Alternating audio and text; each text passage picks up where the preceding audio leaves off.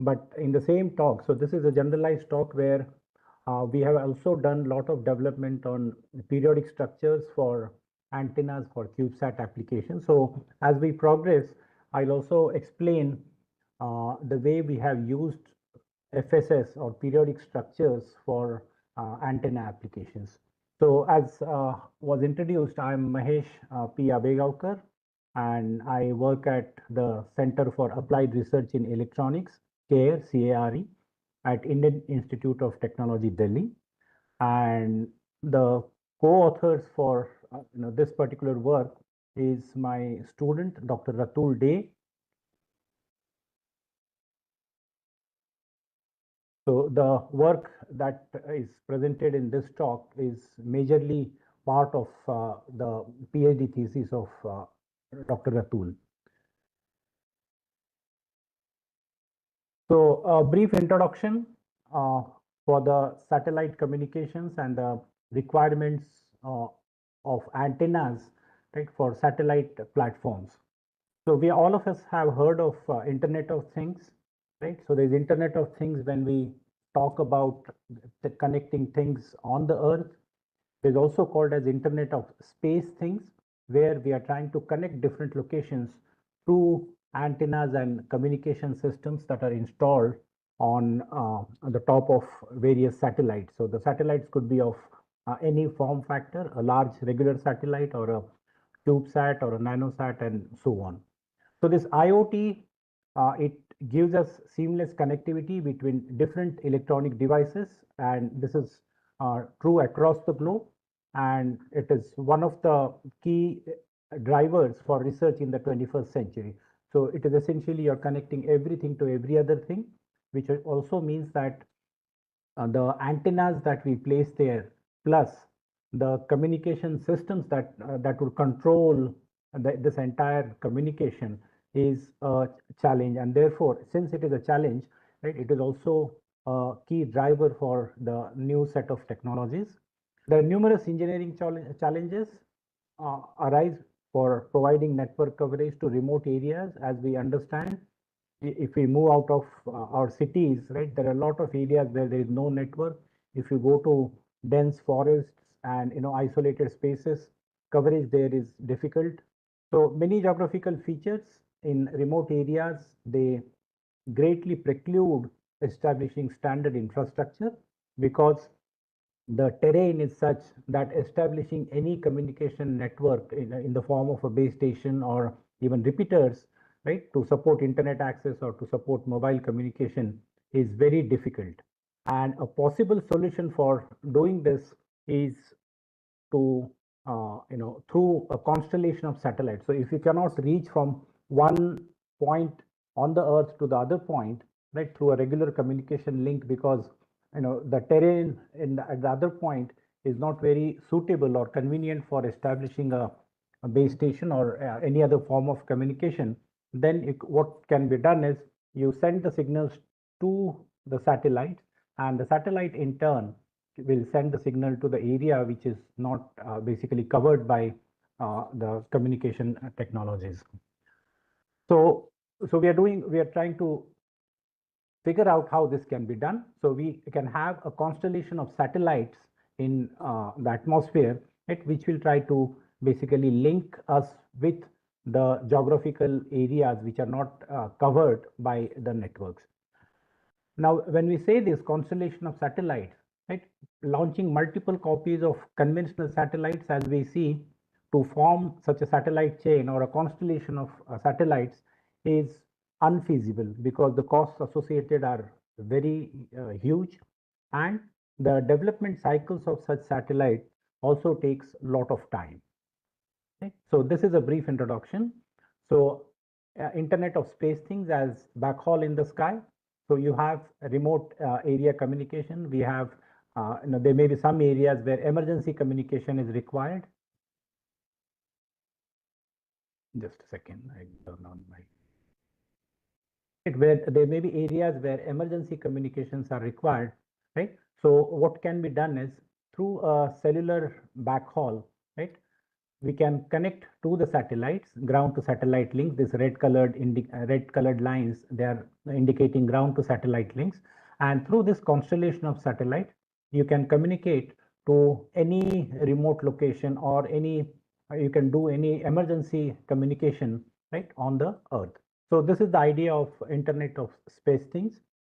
The Internet of Space Things also acts as eyes in the sky, right? So say for example, what we have is we are trying to monitor this terrain here, right? And you can also try to monitor the assets in a given terrain, right? So these CubeSat satellites, these cube satellites or cubic satellites will help us, or they become eyes in the sky, right? In these areas where regular communication is not possible, you can do the mapping through the satellites, right? And as I said, conventional satellites, the costs are huge, plus their lead time, right, to build one full satellite is large. Therefore, the small satellites known as cube satellites are typically preferred. So you can install number of them, and in one launch you can launch, or you can deploy many of these cube satellites because their size is small. So I'll talk about the size and other factors. So to do this, right, what is required is a small satellite, and cube satellite or CubeSats. They have empowered this vision of using satellite constellation to provide seamless internet coverage across the globe. And this is what is known as the Internet of Space or Internet of Space Things. And this has now become a key enabler for the Internet of Things. Right? So Internet of Things is not always, we are not able to connect to other devices, especially to areas which are remotely located. So we use these cubic satellites to connect to those areas, and thereby creating what is known as the Internet of Space Things. Now, a major challenge in making this Internet of Space Things or Internet of Space a reality is development of an antenna system that can sustain high data rate while being amenable to integration with small CubeSat form factors, right? So this cube satellite is a very small satellite, 10 centimeter cross 10 centimeter cross 10 centimeter. Now we want to deploy, or we want to include antennas on these satellites which can communicate well with the base station on the Earth, or which can communicate well with the other satellites in their close vicinity. So integrating these antennas with that small size of the CubeSat is really a challenge. This challenge is further magnified by antenna dynamically reconfigures its radiation pattern to illuminate geographical areas that demand more coverage, right?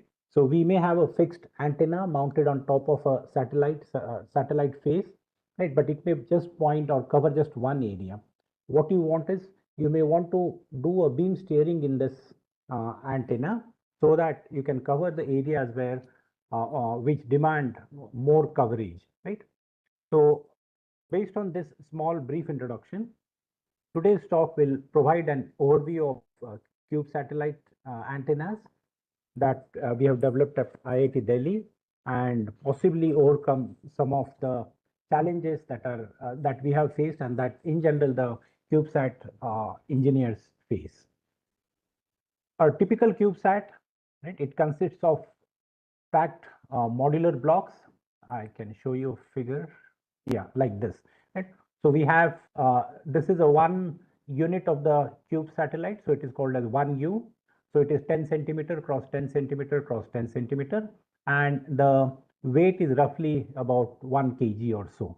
Now, if I stack two of such satellites together, two units together, what we get is a 2U CubeSat, and so on. So I can create a 3U, I can create a 6U, 12U, and so on. Right? So this is how the CubeSats can be, depending on the application. So if the CubeSat is supposed to, perform just one application, so we can limit it to 1U. If we want to include more payloads to perform different actions or perform multiple applications, right? We may have to increase the size, 2U, 3U, and so on. So the mass is approximately 1 kg, and 1 unit, which is 1000 centimeter cube, is referred to as 1 U. The small size and economic affordability of CubeSats makes it possible to envisage a constellation of CubeSat at low Earth orbit, and this would form an internet of space to provide seamless connectivity across the globe. It's imagining having base stations on the Earth, right, connecting to each other.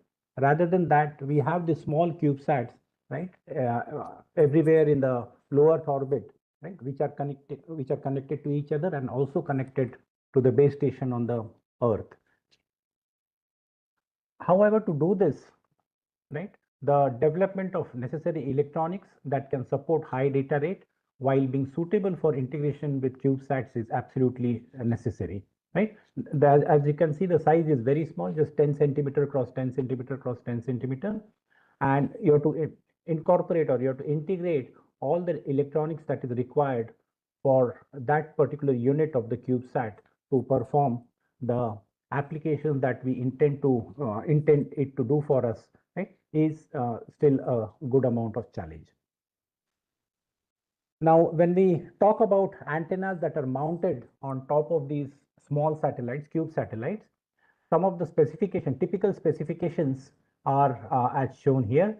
So frequencies, although there are only two representative bands that are shown here, 17.8 to 20.2 gigahertz as the transmitting, and 27.5 to 31 gigahertz as the receiving band. But there are more bands that have come up and which can be used. Polarization, typically, like for any communication system, it has to be right hand circularly polarized or left hand circularly polarized. Beam coverage in the elevation, it is 60 degrees, whereas azimuth, right? So it has to communicate with other satellites in the constellation. So azimuth, it should be 180 degrees. Gain requirements are typically 20 to 30. So you can imagine antenna having a gain of 20 to 30 dBs, right, is to be mounted on that small surface, right, just 10 centimeter cross 10 centimeter. Power requirements typically less than or at the max equal to 20 watt. Axial ratio in the broadside direction, normal to the plane of the array, is less than 2 dB. So these are typical specifications or technical requirements that the CubeSat antenna should satisfy.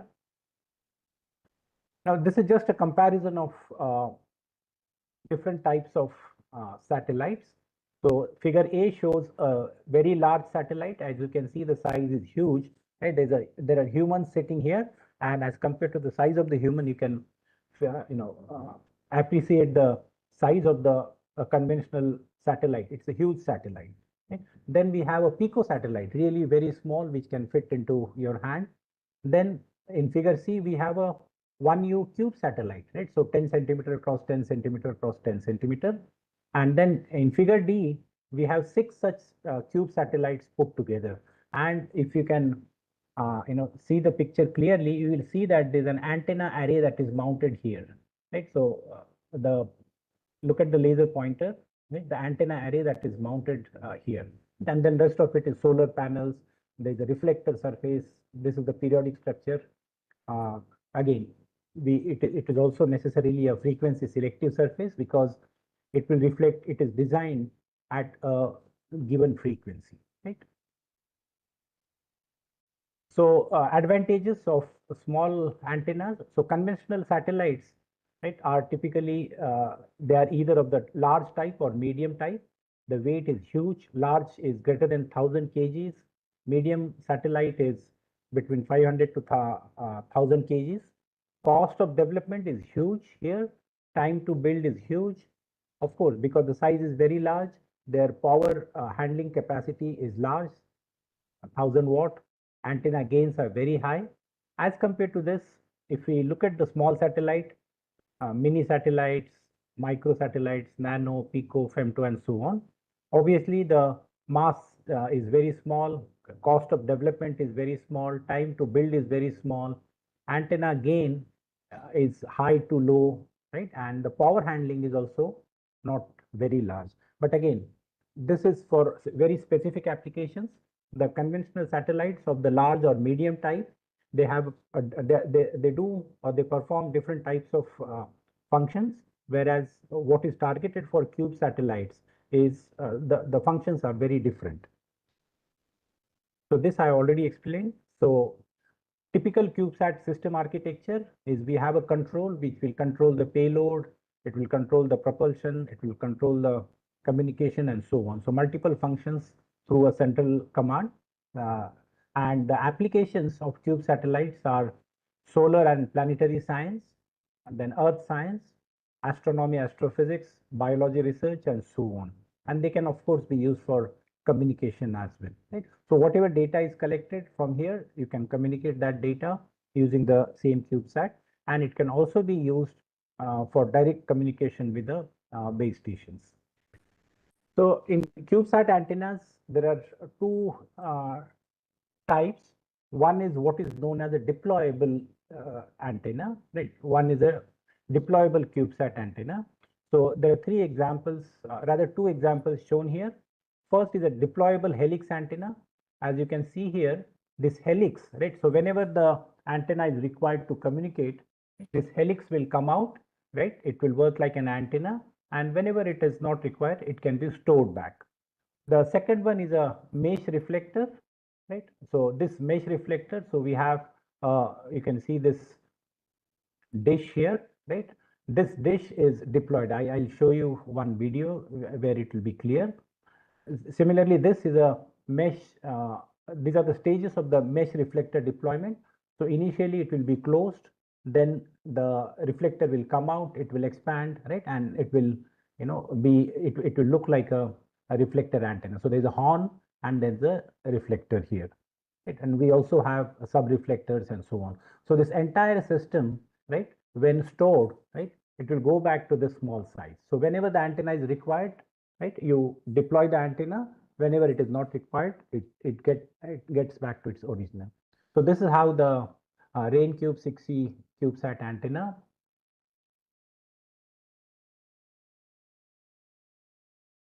So you can see that the antenna is getting deployed here. So the mesh, it unfolds, and the horn antenna as well as the sub reflector, right? They come out in sequence. So such antennas which can be folded, right, can be mounted on top of small satellites because they need not be always deployed. Then we have non-deployable CubeSat antennas. So these are fixed. So you don't really deploy. So what is done here is you use the face of the satellite, right? One of the faces of the satellite to integrate these antennas, right? Like one antenna is shown in figure A here. Figure B shows a planar Yagi-Uda antenna integrated with the CubeSat, right? And it will have it is a Yagi-Uda antenna, so end fire radiation. So it will radiate in the end fire direction and communicate with the base station on Earth. The third one is a what is known as a bullseye antenna, right? Again, as you can see, one of the faces of the CubeSat, right, is modified to work like an antenna because the space is very small, right? You have to do a lot of engineering to accommodate the antennas that are used in CubeSat. And so this is one of. Now these antennas are non-deployable, meaning they'll always be there, right? They unlike the earlier ones, deployable antennas, right? There are no two states, stored state and the deployed state. This will always be deployed, so they'll always be working, right? So what you can have based on the application on one of the faces of the CubeSat. So it's a cube. On one of the faces, you can have a non-deployable antenna, which is already always up and running. On the second face, you can have a deployable antenna, which can be deployed only when it is required to do so. So the objectives, rough objectives of the work that we have done here at IIT Delhi is first is develop a substrate integrated waveguide based non-deployable high gain antenna. The second is a deployable high gain Fabry-Perot antenna. Right, so we have developed a non-deployable antenna type. The second one is a Fabry-Perot cavity antenna, and this will have this periodic structures or frequency selective surfaces. But we have used use the FSS on top of the antenna, right, to create a Fabry-Perot cavity in a very unique way. Third is to, as you can see here, right? So this one of the faces of the CubeSat is utilized as part of the radiating system, right? So this face, the metallic face itself, is modified so that it can work as an antenna. So we also went ahead by doing this. So we smartly utilized the ground large ground plane of the CubeSat. That's the body of the CubeSat for as antenna for communication applications. And last one was to develop terahertz antennas for CubeSat spectroscopy instruments. So first is a dual slot SIW. SIW is substrate integrated waveguide cavity based antennas for CubeSat and nanosat applications. So this work was published in IEEE Access. So from the design perspective point of view, for smaller satellites less than 1U, deployable antennas are not a suitable option because the satellite itself is very small. So deployable antennas is not really a solution. Components are closely packed within the available space, and therefore the EMI, right? There are various electronic components put together in a very small space. So electromagnetic interference is a significant problem. Non-deployable antennas with inherently low mutual coupling, these are the most suitable antennas. So you don't have to deploy those antennas, right? So they're non-deployable, but they'll have less mutual coupling with the other electronics. So they will not affect the performance of the rest of the electronics by reducing the EMI. And so these are the suitable antennas. And SIW, substrate integrated waveguides, provide such a unique opportunity to develop antennas that are non-deployable and that cause very less electromagnetic interference. Am I doing good? Yes, sir. Yeah, okay. I hope I'm audible. My slides are visible. Everything is okay? Yes, sir, you are audible, sir. And screen is also moving, sir. Slides are moving. Yeah, okay, okay. Thank you, thank you. So we have the first antenna type that we worked on is substrate integrated waveguide, cavity backed dual slot antenna. And as you can see here, this figure A shows the schematic of the basic element. So what you have is conductor on the two sides, right? Those of a substrate, like in this case here, right? So there is a substrate, there is conductor on the two sides, and we connect those conductors through these via holes. This small circles that you see, these are via holes connecting one conducting surface to the other conducting surface through the dielectric layer, thereby creating a waveguide, right? And because the two metal plates have a dielectric in between, so this is also known as substrate integrated waveguide. So we create that cavity, and this cavity, in this cavity, we create two slots, right? So two openings to which can be coupled appropriately so that the electromagnetic waves at a particular frequency can be radiated. So this is the top layer that you can see. This figure B is the feeding structure. So there are two layers, as you can see in figure C here. So this is the feed port. The green portion that you see is the feed layer here, and the other one right on the top is the top layer that is seen here. So it's a two-layer structure. You connect your signal source at this location, right? This slot will radiate. The location of this slot is adjusted so that it couples EM waves to the actual radiating slots on the top. Right? So there are two radiating slots on the top, which are of particular length, right? Particular length, that is particular dimension along y-axis, and particular spacing between them, that is distance along x-axis. So we create a resonant condition by adjusting the dimensions of the slot, right? So that when this feed slot feeds or couples EM energy to the top substrate, these two will work like a two-element array, right? Two-element slot array. And this is the bottom portion on the other side of the feed layer. Right? So from the top, you can see the dimensions. So these are conducting vias. So this is the top layer, radiating layer with two slots, radiating slot. The separation distance between the slots is x, and the length of each of the slots, that is along y-axis, it is y. Right? So we have the two slots separated by distance x, and each slot of length y, and there's a particular width for each slot. This is denoted as z. Right. These slots are kept at certain distance from the via holes, which are connecting the top and the bottom conducting ground planes. So this distance is L. The dimensions of the via holes and other things. So there is a systematic design to create a substrate integrated waveguide cavity. And on the second layer, we have this coupling slot. So in the coupling slot, for the coupling layer or feed layer, we can feed the signal at this location. Right?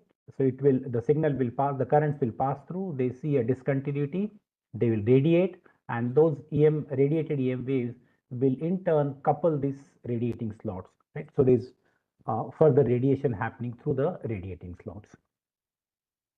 The working phenomena for this, as you can see on the in figure A here, right? So if you look at, if you go along y-axis, right, the horizontal axis here, the electric field distribution is shown. So what you see is that there is a half cycle variation along y-axis. Likewise, if I travel along x-axis, we see that there is a half cycle variation. So there is a there's a sort of maxima at the center and minima at the ends. Likewise, here there's maxima at the slots and minima in the center. So there is one half cycle variation along the length as well as along x-axis as well as along y-axis. So this is schematically shown in figure B. One half cycle variation along x-axis and other half cycle variation along y-axis. So these two, because there are half cycle variations, this becomes a resonant cavity, right? And the slots are also resonant at the same frequency, so that the energy can be coupled, electromagnetic energy can be coupled, and these will radiate as an array of two elements, right?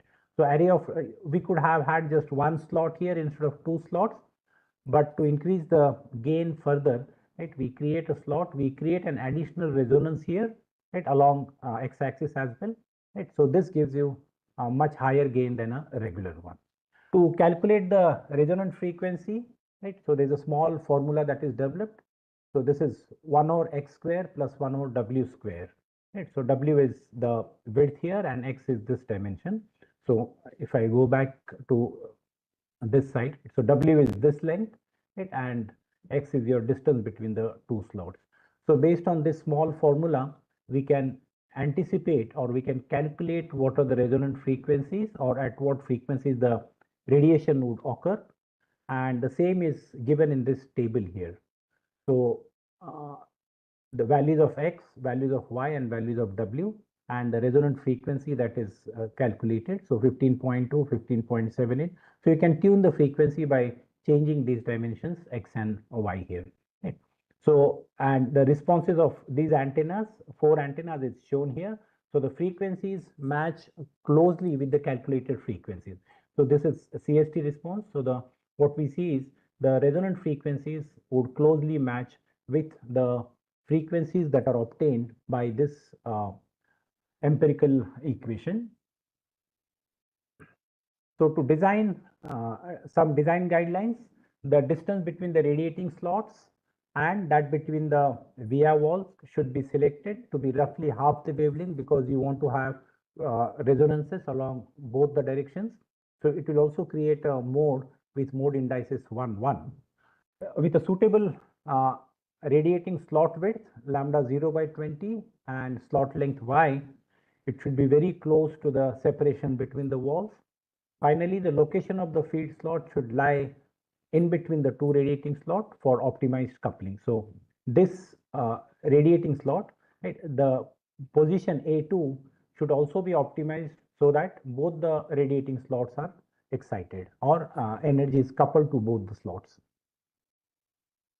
So based on this, we did the fabrication for free and we got a 10 dB impedance bandwidth, return loss bandwidth of about 370 megahertz, 14.8 to 15.1 megahertz.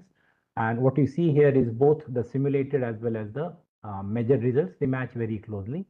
What is important is from a single antenna of this type, we are getting a gain of about 8.4 dBi. Right? That's a large. So if I take a simple printed antenna, the gain will not be the gain will be about 4 or 5 dBi. But here, because we are in the same structure, we are having two sort of resonators. So we are getting a much higher gain of 8 dBi here. Now we further, and these are the radiation patterns. So the radiation patterns in E and H planes, both simulated and measured, match well. Now what you see in this radiation patterns is, apart from the fact that the simulated and measured radiation patterns match very closely, the cross pole levels are significantly lower here. Right? So these are normalized plots. So this is your maxima of the copole. Right? So the cross pole is almost minus 40 dB below the main lobe. Right? So this is very important. So this is very important as far as purity of the polarization is concerned. And this is true in both the planes, E plane as well as H plane. Then this was done through a slot on the back side. Right? We can also do the same thing by using a sort of inductive feeding. Right? So probe feed method. So we have connected a feed directly at this location in order to avoid two different layers. So we directly connect the feed point here and again see that the response is very similar to what we have obtained earlier. And this is a small comparison with other SIW cavity antennas. So size wise, it is small, 0.6 lambda 0 by 0.5 lambda 0. That's the resonance condition. Gain is reasonably high. Right? If I look at the other gains which are high, the size is also large. The frequency bandwidth is also better compared to other in the given size. Right? The cross pole level, more importantly, is very less, 36 dBs, and the frequency of operation is 15 gigahertz. Then, because the aim that we started with is that if there are multiple antennas put together or if there is multiple electronic systems put together, there should be minimum electromagnetic interference that should happen. And that's why this SIW structure or SIW geometry was chosen. So what we do is we put two antennas in the close vicinity and check what happens. So if I give input at port 1, what comes out at port 2? Ideally, they should be independent of each other. There should not be any mutual coupling. But as we know, when we put antennas in an array environment, there's always some amount of mutual coupling, which also degrades the radiation pattern. So in this case, what you see here is this is the E field distribution. So the antenna is fed at port 1, and what you see is very less amount of power or very less amount of coupling to port 2 is happening. Now this is depicted in terms of S11, S21 and S12. So what you can see is this green and the red curve, the coupling at the resonance frequency is very low. So we have resonance at around 15 gigahertz and the coupling is less than minus 25 dBs. So very less coupling. So this is a good candidate. So based on this, we further extended the work to an array, 2 cross 4 array. So you can see there are two elements along this direction and there are four elements along this direction. Each of these will be fed separately. So this is the feed, the second layer is the feed layer. And when we put them together, what you see is just this layer. So more details on the geometry. So first one is the radiating layer. So again, there are two radiating slots. And this is a through hole in the top surface, as you can see here. This is a through hole, right? And this is basically to, because we'll be connecting a connector here, right? So for that connector to be there. So this is your feed connector here. And the figure B shows the feeding structure. So you feed at this point, the center location, and the power is distributed into 2. Then it further distributes into 2 and then again into 2. So this is a SIW kind of power divider network that is used, and each of these antenna, right, so this each of these antenna, one set of this slots here is fed by one of these feed slots. Right? So these are coupling slots or feed slot as they are called. So when they are put together, it will get the complete structure. So this is how it is. Figure A shows the fabricated top layer. Figure B shows the coupling slot, the feed layer, right? Figure C, so this is basically uh, the top view of the feed layer, and this is the bottom view of the feed layer, and this is the uh, complete, like the bottom side of the feed layer here, right? When the antenna is completely assembled, it would look like this. So what you see on top is just the radiating slots, right? So again, from one antenna, right, of a coupled slots, two slots, we have now extended that to 2x4 array, right? And of course, you will expect the gain to increase. So the gain is now 16 dBi, right? So the gain is 16 dBi, which is very large. The frequencies are similar. However, the bandwidth has slightly reduced. Earlier, it was about more than 300 megahertz. Now it has come down to 160 megahertz. Right? So this is mainly because the feed layer, right, there's very tight coupling that is occurring, and this would result in reducing the bandwidth of the overall structure. The gain, so earlier for a single layer, the gain, the radiation pattern was, it was a broad beam pattern. Here now, we now have a narrower beam, right, simulated and measured. The cross pole levels are again very low in both E plane and H plane patterns. Right? The problem here is, as you can see here, this is your main beam maxima, right? This side lobe, right? The two side lobes in both E and H planes, right? They are at about 10 dBi less than your main lobe, right? And at times this may be a problem. So it is essential that we further reduce this side lobe levels, and because it is used in an array configuration, if I and it is a uniform array, the side lobes are expected to be as we know from the theory of uniform arrays, the side lobes will be at minus 13, minus 14 dB. Right? So instead of having a uniform feeding, if I can change the feed network here, the power divider network, right, such that you don't have exactly symmetric power distribution, rather, we can follow one of those amplitude distributions like a triangular distribution or a binomial distribution and so on. So if I follow one of those distributions in the power pattern, in the power, the feed network here, I can reduce this side lobe levels as well, right? So we have, a large gain, 16 dBi, with very less cross pole levels, right? And this antenna can be mounted on top of a cube satellite. Right? So we have actually demonstrated this antenna on top of a cube satellite. So this is the standalone measurement, and then we put this on the top of 1U cube satellite. So 1U cube satellite is 10 centimeter cross 10 centimeter cross 10 centimeter. So the size of the antenna here is much smaller than one of the faces of the CubeSat, right?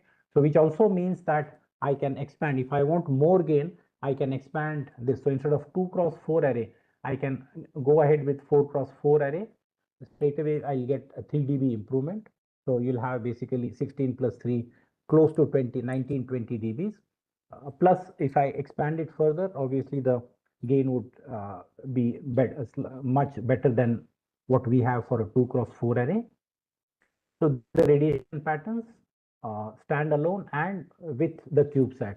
So what is important is I test the antenna like in this figure A. Right? This was tested in the anechoic chamber, a standalone antenna. Then I place the antenna on top of a CubeSat because it should work on the CubeSat as well, body of the CubeSat. Right? So we test that on top of the CubeSat, and what we see is the results are very similar. The antenna radiation pattern is not affected after placing it over the face of the cube satellite or body of the cube satellite. Right? And I think this is one of the most important aspects from the application point of view, where because a lot of times what happens is we say that we have designed, developed, tested an antenna for a particular application, but that we do it in the laboratory. When I put that antenna in the actual application, uh, most often we see that the results are not the same as what we had done in the lab. So it was important to demonstrate that the antenna that we have proposed also works with the CubeSat body. Right? So this is a non-deployable antenna, right? Which will be which we can fit on top of the body of the CubeSat, and because it uses substrate integrated waveguide technology, SIW technology, there is no mutual coupling amongst the elements of the array. Plus, it will not interfere with the electronics nearby. Right? So I may have some other things, electronic things here, some PCBs here, but it is made sure that this antenna will not essentially interfere with the electronics around. The second one is a circularly polarized Fabry-Perot antenna, and we have done this circularly polarized, or we have achieved circular polarization in a broad band of frequencies. And this is done by what we call as spatially separated superstrate area excitation. And this again, this work is published in Nature Scientific Reports. I'll straight away go to the idea that we have. So this is the basic schematic of a Fabry-Perot cavity antenna. So we have a source antenna. So you can think of this source as a simple microstrip patch antenna, right? And then which is backed by a ground plane. Now at certain height h from this antenna, if I place what is known as a PRS, partially reflecting surface, which is essentially a frequency selective surface or a periodic structure in general, right?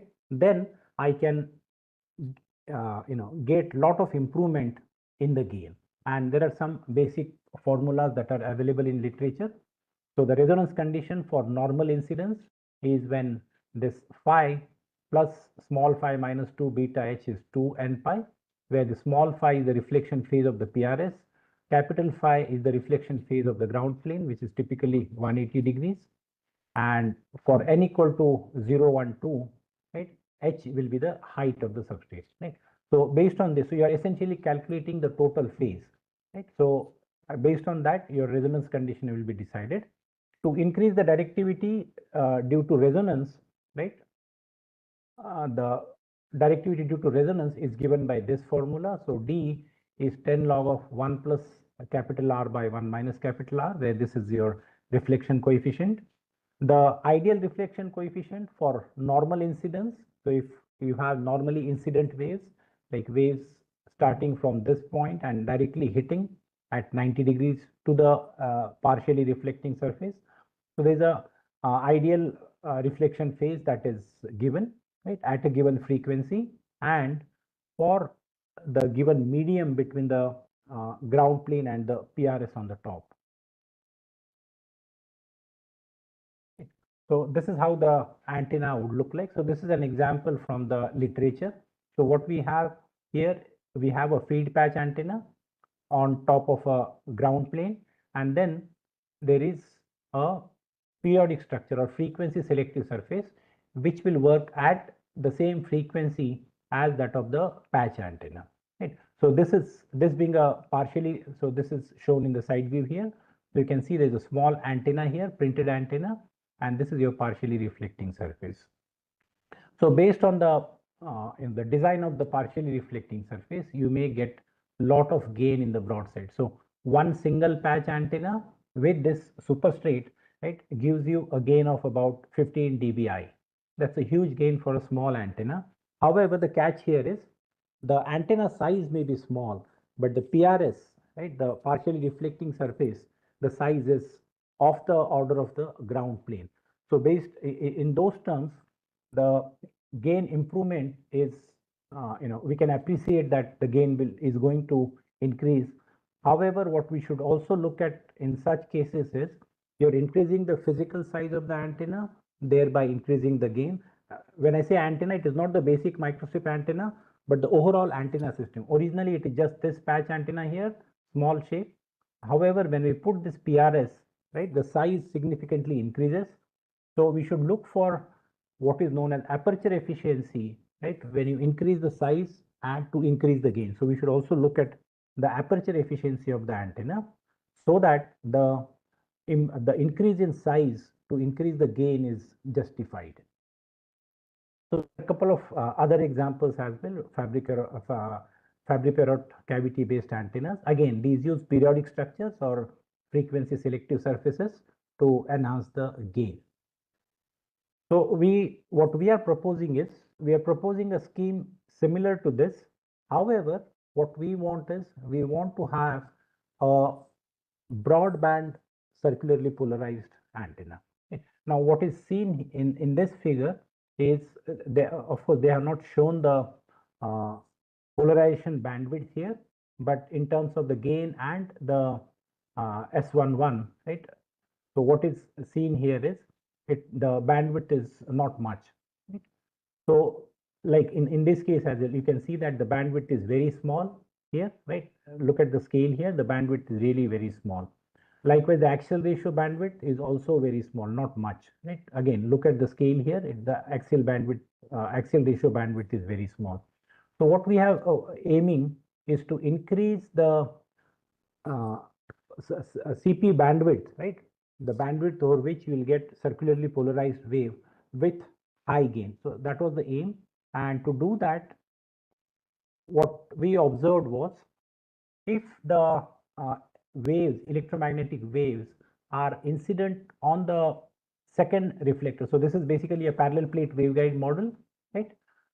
So if the waves are incident at different angles, again, this is not something very new. When we study parallel plate waveguides in our undergraduate EM courses, we do study these things, but we have implemented the same thing using by replacing the PEC2 here, perfect electric conductor 2 on top, with a partially reflecting surface or partially transmitting surface. So based on the angle of incidence, right, there are two resonance conditions that occur, right? So first one is when the waves are incident normally, theta equal to 0. So the E field is then given by A n cap sine of beta z. Right? So this represents a standing wave in the z direction. When the waves are inclined, incident inclined, right, oblique incident, then the resonance condition is slightly different, right? So in this case, for sustained propagation, the angle of incidence must be, so we know this from the parallel plate waveguide theory, right? Theta is cos inverse m lambda by 2h. Okay? So based on these two conditions, we replace one of the perfect electric conductors with a partially reflecting surface, and based on the observation that angle of incidence decides your resonance condition. So there are two different resonance conditions. First is when the waves are normally incident, and the second is when the waves are obliquely incident. Right? So what I do is, in this periodic structure on top, right, I create periodic structure at the center where the waves are normally incident, different than rest of the surface where the waves will be incident obliquely. Right? So that is what is done based on this. So if I have a radiating element, if the waves are normally incident, right, so they will come out. Now this condition of when the waves are normally incident, the resonance condition is dependent on the wavelength, right? At what wavelength this would happen. Likewise, if the radiating element is at a different frequency, the resonance condition is not satisfied along the normal direction, but it will be satisfied along the oblique direction. And in such cases, you will have parallel waves or parallel wavefront coming out of this PRS. So at one frequency, the resonance condition for obliquely incident waves is satisfied. For other frequency, the resonance condition for obliquely incident waves is satisfied. So based on this, we develop a superstrate or a periodic structure or a frequency selective surface where the center portion, right? So this red squares that you see, they correspond to figure A. Right? So the waves are normally incident there. So this work, these 9 unit cells, they work for a different frequency, and rest of the blue unit cells around them, they work for different. So the red cells, they are illuminated due to normal incidence. and other ones, the blue ones, are illuminated due to inclined incidence. So when I say illuminated, your resonance condition is met for a particular frequency for normally incident waves, and the resonance condition is met for obliquely incident waves of a particular frequency for these blue cells here. So there are two sets of unit cells that we have. One for the frequency at which normally incident waves will be resonant, and the second for which obliquely incident waves will be resonant. So we validate it. So what we have done is we have a superstrate unit cell designed such that the resonance condition is satisfied for normal incidence at 8 gigahertz, and the resonance condition is satisfied for inclined incidence at 9 gigahertz. Right? So which means the superstrate area is excited at different frequencies, and this is what we call as spatially separated superstrate area excitation. So spatially separated is like in the space they are different. The center portion is different than the peripheral. So red uh, squares and these blue squares are different in size, and they will cater to a different frequency. So accordingly, the unit cells were developed for two different frequencies. So I'll not go into details of the development of these unit cells. Right? So there were a lot of studies, the regular studies that the unit cell of a periodic structure or FSS is done. So similar studies were done, and then we simulated, and then we basically excite the uh, cavity with a small patch antenna at the bottom. So I'll just show you the last set of results. So what we see here is E field distribution. This is for 8 gigahertz, right? And this is for 9 gigahertz. So what you see here is in the two cases, right? So in the 8 gigahertz case, the waves are coming out normally, whereas for 9 gigahertz case, the waves are coming out from the sides. Right? There's nothing that is coming out at the center. So they're coming from the side, and this spherical wavefront, when they meet, they essentially form a planar wavefront in space. So this is the power flow diagram. So this is at 8 gigahertz. Energy is coming out from the center. This is at 9 gigahertz. The energy is coming out from the sides. Therefore, the unit cells at the center are different than those at the sides. Right? So application. So for application, we look at the circularly polarized antenna or simple circularly polarized antenna with a slot cut. So this is not a novel antenna design. This is something that is widely reported in literature as well as books. So this is a diagonal slot is cut, and we get the center frequency is at 8.5 gigahertz. So we get the antenna resonance at 8.5 gigahertz, and this is the axial ratio. Again, we see that at 8.5 gigahertz, the axial ratio is minimum. The gain is maximum at the same frequency of about 6.5 dBi.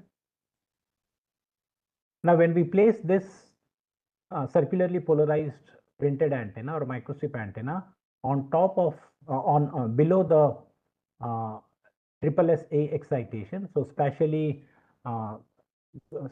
separated superstrate area. Right? So when this is done, what we observe is that the axial ratio bandwidth has further increased. The original patch had axial ratio bandwidth centered at 8.5 gigahertz.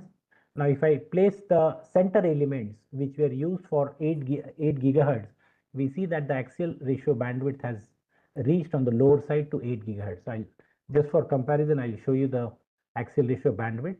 And so this was at 8.5 gigahertz. What we see is axial ratio at 8 gigahertz is very large. Right? So this is a very narrow bandwidth, axial ratio bandwidth. So when we place the center elements, we get a large bandwidth, axial ratio bandwidth along the lower side from 8.5 gigahertz. Likewise, when I place the side elements, I get large axial ratio bandwidth on the higher side. Right? So when these two are put together, right, so this is for 8 gigahertz and the side ones are for 9 gigahertz. So when this is put together, what we see is an extremely large 8 gigahertz to 9 gigahertz, right, axial ratio bandwidth. Right? Measured bandwidth is 1.26 gigahertz and axial ratio bandwidth is 1.13 gigahertz. So very large axial ratio bandwidth for a simple narrow band circularly polarized antenna. Of course, I can also change the sense of polarization. It can be LHCP to RHCP or RHCP to LHCP as well. And if you look at the gain values, the gain has approached 15.7 dBIC. The C indicates it's for circularly polarized. Otherwise, it is dBi. So the gain has improved to 15.7. So same antenna, same microstrip circularly polarized antenna, which had a very narrow axial ratio bandwidth and return loss bandwidth with a moderate gain of 6.5 dBi. It has now changed to a design where the axial ratio bandwidth is 1 gigahertz. The return loss bandwidth is also 1 gigahertz, and you have extremely high gain of 15.5 dBIC. Right? Again, the idea is to use different resonance conditions for obliquely incident waves and normally incident waves and obliquely incident waves. Then we look at the radiation patterns. Again, very clean radiation pattern, right? The side lobe levels are less than minus 15 dBi, no side lobes anywhere between minus 180 to plus 180 degrees. Now this is to be integrated with a CubeSat. So what we did was we created a model of the CubeSat by converting an thick aluminum foil into the shape of a cube, 10 centimeter cross 10 centimeter cross 10 centimeter. Then mounted this on top of this. Right now, this antenna, the periodic structure that you see on the top, right? That is one layer. The other layer is the microstrip antenna, right? As was shown here. So there is periodic structure on the top, and on the bottom there is this microstrip antenna. Right? So whenever you want to use the antenna, all that you need to do is you need to deploy this periodic structure. So when the antenna is not in use, the periodic structure can sit, the two substrates can be put together. Whenever you want to use it, right, you separate and create the required distance so that it will work as an antenna. So this is a deployable kind of arrangement, and we demonstrated the deployment through small sawtooth motor operated by a simple battery, right? And we could figure out that it can be deployed and stored back to its original position.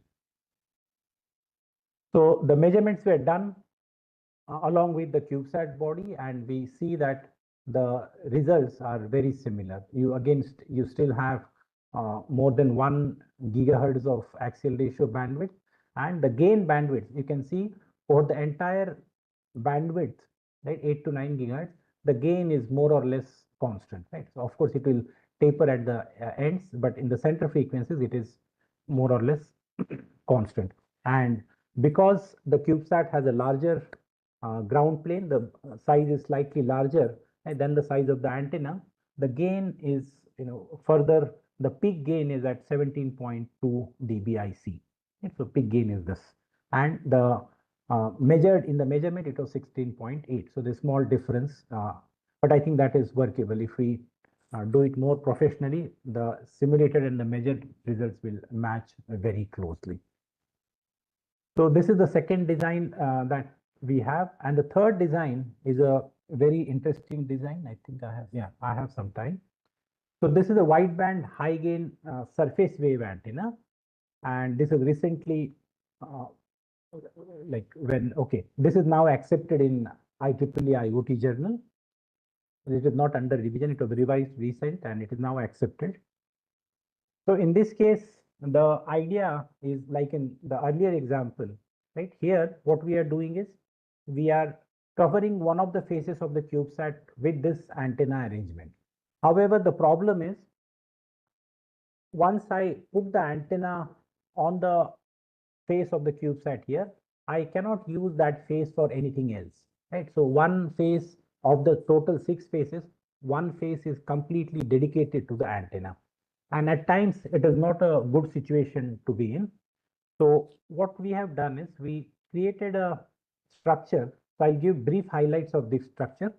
you can go through our paper, which is now published in IEEE IoT journal.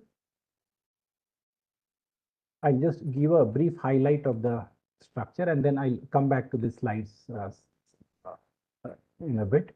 Okay. So this is the idea. So what we have here is a connector, right? Then there is a grounded CPW line to feed. The next region is called as the phase equalization region. And so phase equalization will happen here. And then this is the wave transformer region. So from a bound wave to a surface wave, and then from surface wave to a free space wave, or to a space wave, is what is done in this. So this is what is known as the wave transformer. And this is the ground plane, which is the ground plane of the cube satellite, right? But we have not used the regular metal ground here. So what we have done is I'll show the figures first, and so that you will appreciate it. So this is how the antenna would look like. This is a CubeSat model which we have fabricated here in our lab, and the antenna sits here. So what the antenna is doing, the antenna is utilizing the metal base of the cube satellite, right, as part of the radiating system. So as you can see here, this is the current distribution.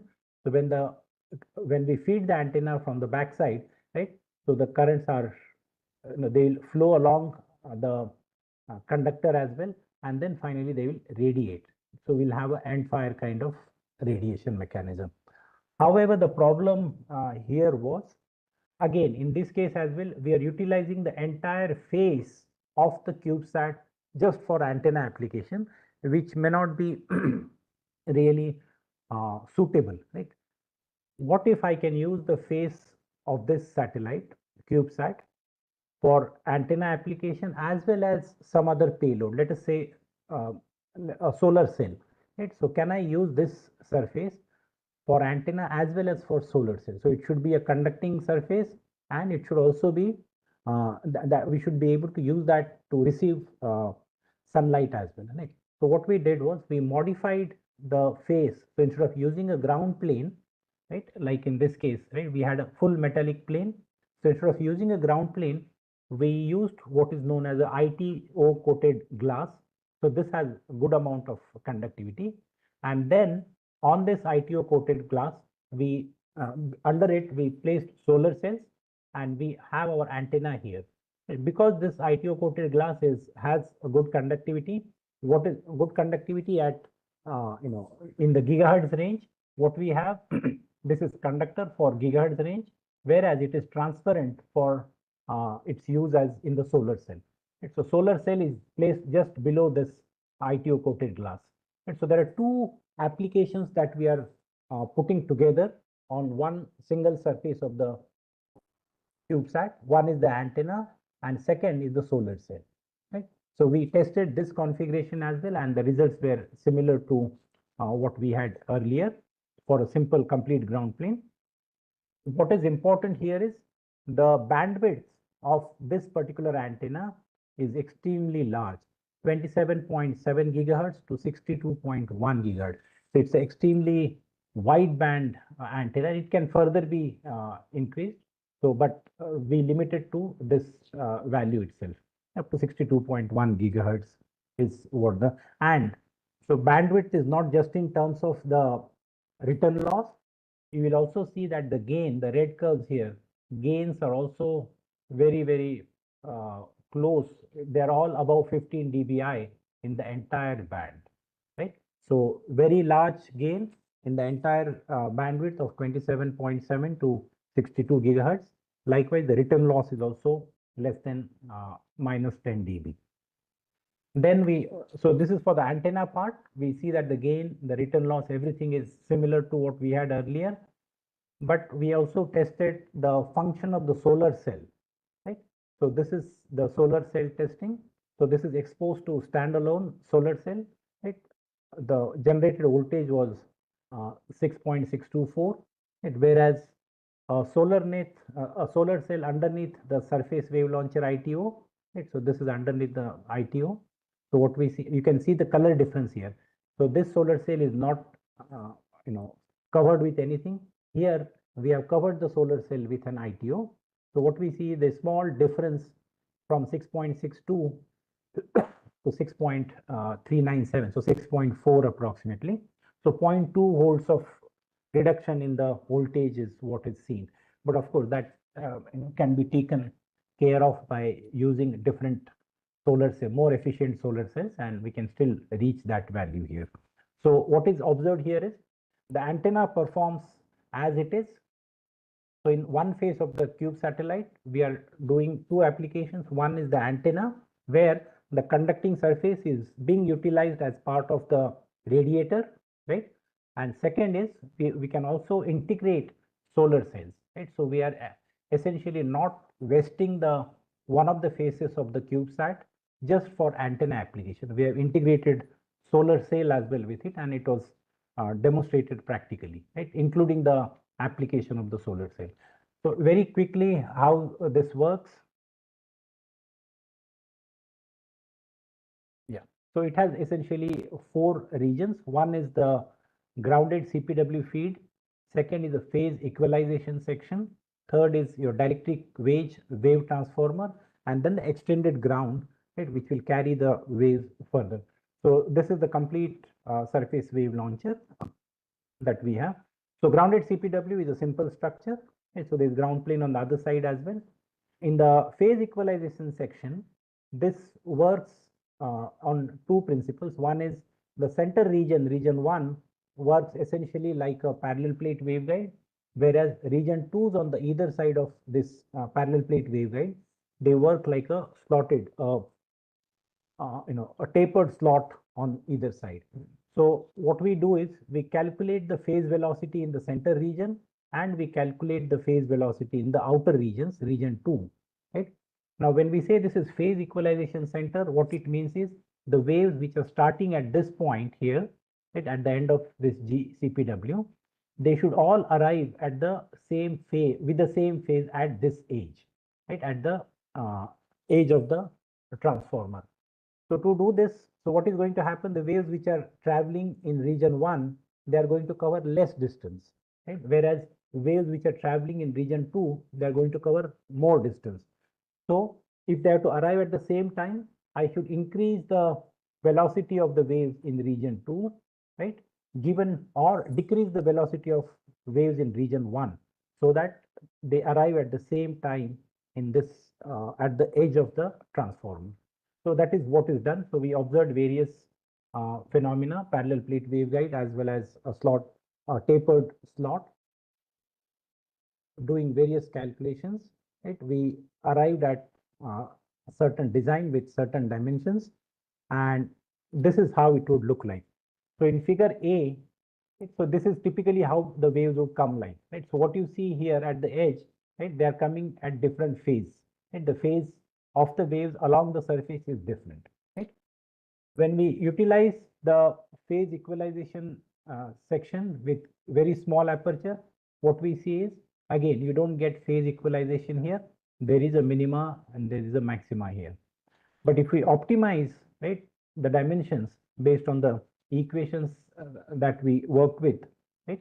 So once that is done, what you see here is, when I say phase, just look at the color. There's uniform color across the aperture here, right? So which means the waves at this aperture are in same phase, right? And the advantage of having this is this will further increase the gain. Right? So there's a small theory. So once we get this the output of the phase equalization surface, we then give it to the surface wave launcher. So this is done in terms of a tapered or wedge-shaped dielectric, right? The idea here is when the waves propagate through this dielectric, right, grounded dielectric, whenever the dielectric length and dielectric height is lambda by 4, right? So waves at that frequency will be radiated. So if I have a tapered uh, dielectric wedge like this, so what is going to happen is, so if this is the uniform wedge, this is the tapered wedge. Right? So in this case, we are going to get a very broad beam. So till this point, we are getting equiphase wave fronts for various frequencies. Then as they enter this wedge-shaped dielectric slab, they will radiate from different locations based on where the height of the wedge is equal to lambda by 4. So this is the complete transformer, right? Surface wave launcher, grounded CPW. Then we have your phase equalization section, and this is the wave transformer. Right? And then this ground plane is also utilized to launch the waves. So we did a study on size of the ground plane and so on, right? Various parameters. So what we see here is if the ground plane, if I vary the size of the ground plane, right, including infinite, the beam direction slightly changes, but you still have very large. So as I increase the size of the ground plane, the maximum gain will be more, as well as the beam will be along 90, theta equal to 90 degrees. Now what we have is a CubeSat 10 centimeter cross 10 centimeter. So what we see is the beam maxima is at 81 degrees and the maximum gain is 19.82 dBi. So very large gain with a very wide bandwidth, right? Very wide bandwidth, 25 to 63 gigahertz of bandwidth. So this is one of the very interesting and novel work where we integrated antenna and the solar cell functions together in the CubeSat. And the last part that I'll briefly present is a terahertz Fabry-Perot cavity antenna for spectroscopy applications. This is again to be mounted on top of a CubeSat. So in this case, the typical reported structures are multi-layered structures. So we have layer A, B, C, D, and so on. So this is the final FSS layer, periodic structure. You have cavity layer, coupling layer, then there's an integrated horn element and so on. So very complicated terahertz Fabry-Perot cavity antennas.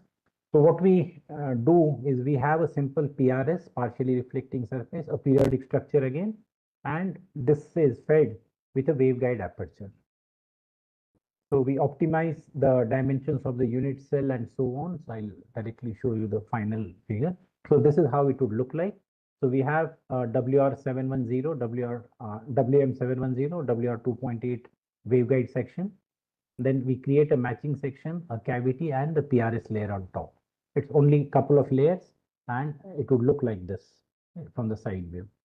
So in this case, what we see here is the gain is almost 17 dBi, whereas S11, this is in gigahertz range, 305,310. So S11 is also less than minus 10 dB in the entire range.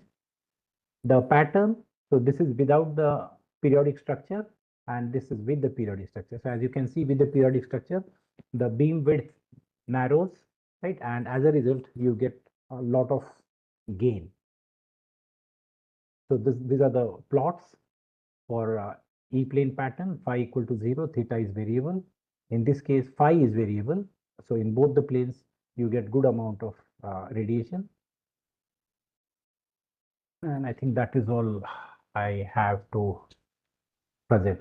So I'll be open for any discussions or questions. So I've purposely left 5-10 minutes for discussion. Participants can ask the queries if you have, and or you can raise your hands. Sir, I have one question. May I ask, sir? Yeah, please go ahead. Sir, I am designing a wideband terahertz antenna, and sir, I want to increase the gain of that antenna, so I'm using FSS for it. Sir, the problem I'm facing is that while designing the unit cell, what actually the steps should I take while designing the unit cell so that that particular sheet can increase the gain of my antenna, sir? What approach should I So follow, sir? firstly, the unit cell has to be at the same frequency as that of the antenna. And I assume that you're using the unit cell or the periodic structure as a transmitting structure, right? Or a partially reflecting surface. Yes, sir. Is that correct? Yes, sir. Right. So in the figure that I had shown, so there was an antenna and there was periodic structure on the top. I think you are doing similar thing. Yes, sir. Right. So in that case, what you have to observe is at what frequency you get reflection and transmission. Second most important thing is you have to observe what is the phase of the reflected signal as well as the transmitted signal. Because if you want to get a high gain, right, what you essentially want is what is coming out of that periodic structure is all in phase, right? So to adjust that, to get a uniplanar wave, right, or uniform plane wave after the periodic structure, we should look at what is the transmission as well as the reflection phase of that periodic structure or of that unit cell just at the frequency of your operation. Okay. Now you want to do it in a very broad band. Right? So broadband is slightly difficult. There's one example which I had shown where we have a spatially separated superstrate area. So based on those lines, you can design for various frequencies, right? So instead of having just two frequencies, 8 and 9 gigahertz that I have presented, you can do it at multiple frequencies. So same thing you'll have to observe over a wide range of frequencies, and then you can do. But a single surface working at a very, because this is a resonant structure, right? So it is not expected that it will work for a very broad band of frequencies. So you have to come up with something that, I had shown spatially separated area where you can increase the bandwidth, the gain bandwidth as well as return loss bandwidth, and the pattern bandwidth as well. You should have the same pattern, broadside pattern, if you're expecting broadside pattern at different frequencies. So you'll have to play around with the position of the unit cells, right? So you may have a unit cell which works perfectly well, but it may not work for a broad band of frequencies. So you have to position these unit cells for different frequencies optimally so that at whatever frequency the wave, the input is, right, you should always get the optimized gain at the output, right? So basically, uh, equiphase wavefront at the output. Okay, sir. I hope Thank that clarifies. Yes, sir. Yes, sir. I'll try the same thing, sir. Thank you, sir. Okay. Participants, you can ask the questions.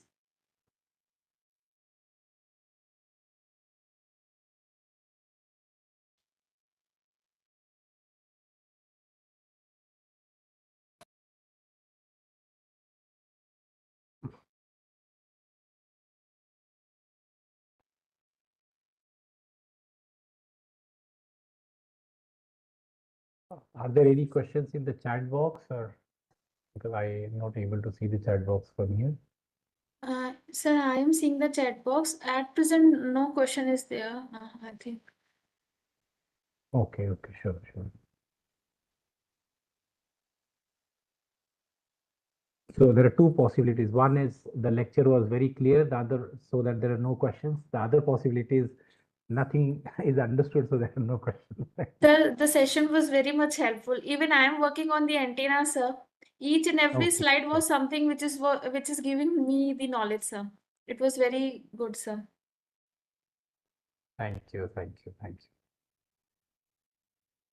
So if there are no questions, can I close down, stop sharing? Yes, sir.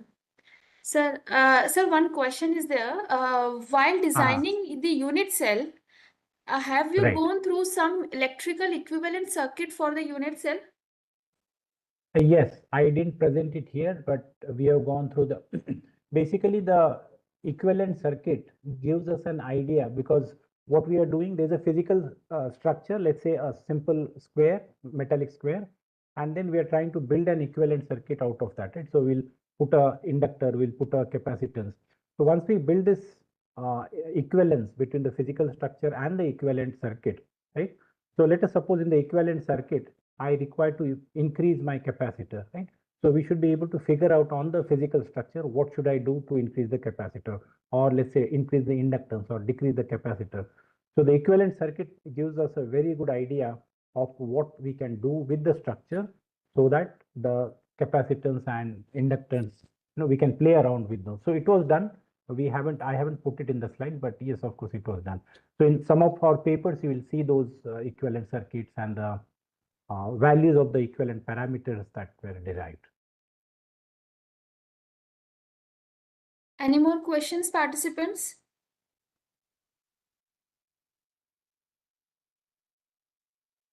Sir, I think no more questions, sir.